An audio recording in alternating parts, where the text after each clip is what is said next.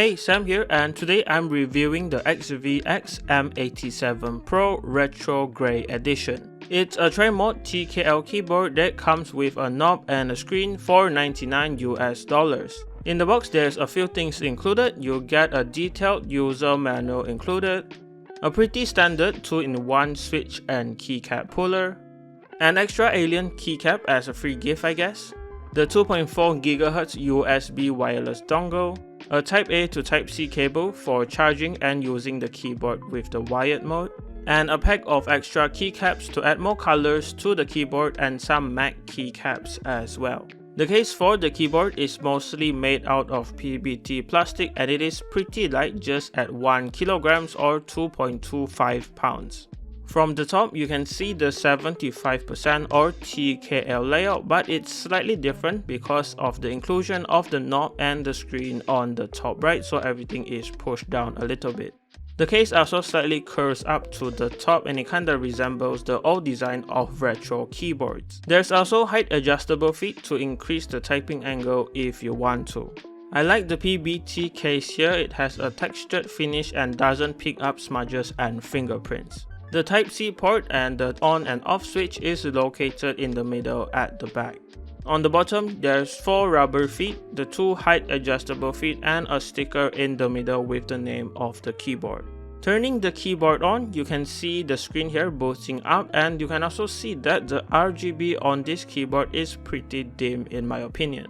First, let's talk about that small screen. It has quite a lot of functions included, and to navigate you use the knob, so left and right and select is all done with the knob only. In here you can select the connection modes for the keyboard, so there's the wired mode, Bluetooth mode, and the 2.4 GHz wireless mode. You can also choose the operating system here, so Windows or Mac OS. Besides that, all of the settings for the RGB is included here too. You can configure the RGB effects, there's 24 in total, select the colors for the LEDs, adjust the brightness and speed all inside the menus of this little screen here. You can also control the volume of the computer too. Select the language for the keyboard menus and display any GIF you want here. This function is my favorite and it's actually pretty high resolution and clear as you can see. I did try out a few GIFs and they all look stunning here.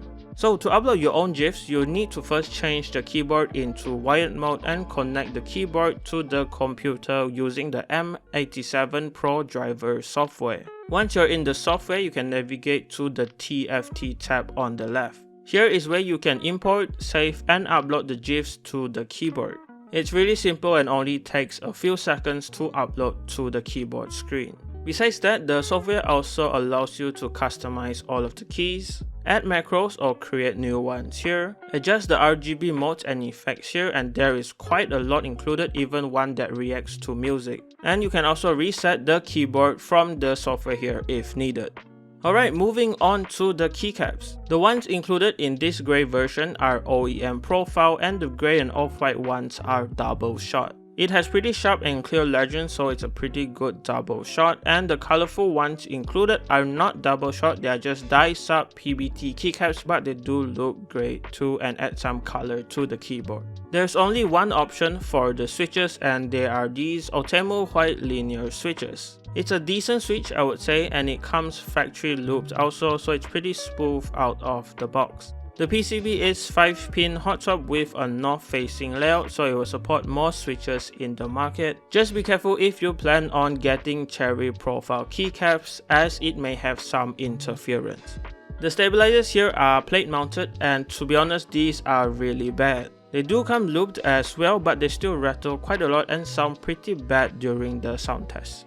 Now before I move on to the components of the keyboard, if you are planning on disassembling yours, do be careful as I actually broke the screen while doing this. So this is just a disclaimer to do it on your own risk, as some things might break. So to open the case, you first need to remove the knob, and there's 11 screws holding the bottom and top case together. 8 of the screws are exposed but the other 3 is hidden. 2 are under the top rubber feet here, so you just have to open that up, and the one more is hidden under the sticker in the middle. After that, do be very careful as the connector to the battery needs to be unplugged and it is very fragile as well. For the case, there's a thin piece of foam included to dampen some of the typing noise. And here is where I broke the screen. Because to take out the plate and the PCB, this little ribbon cable for the screen needs to be unplugged first. I think I somehow messed up the cable or pulled too hard, so the screen actually broke. And besides that, there's also the daughter board cable that needs to be unplugged.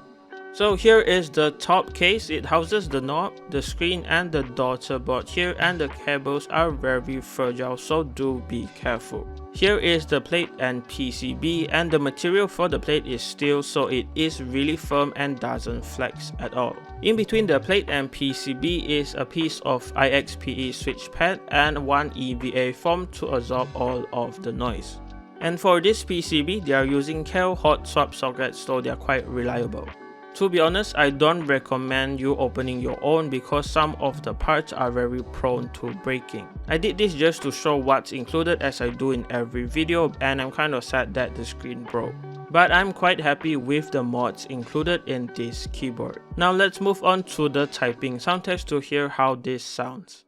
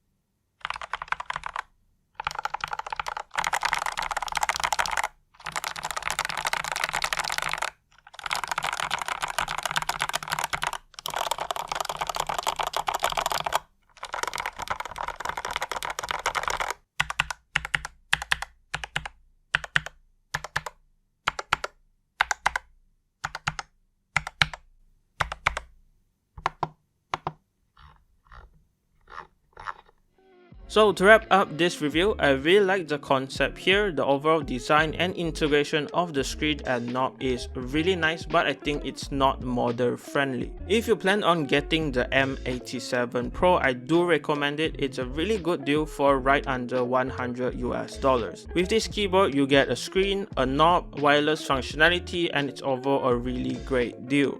Just be careful if you want to mod it in the future, as it's quite fragile from my experience. And I think that hiding the screws is already an indicator to stop you from opening it out.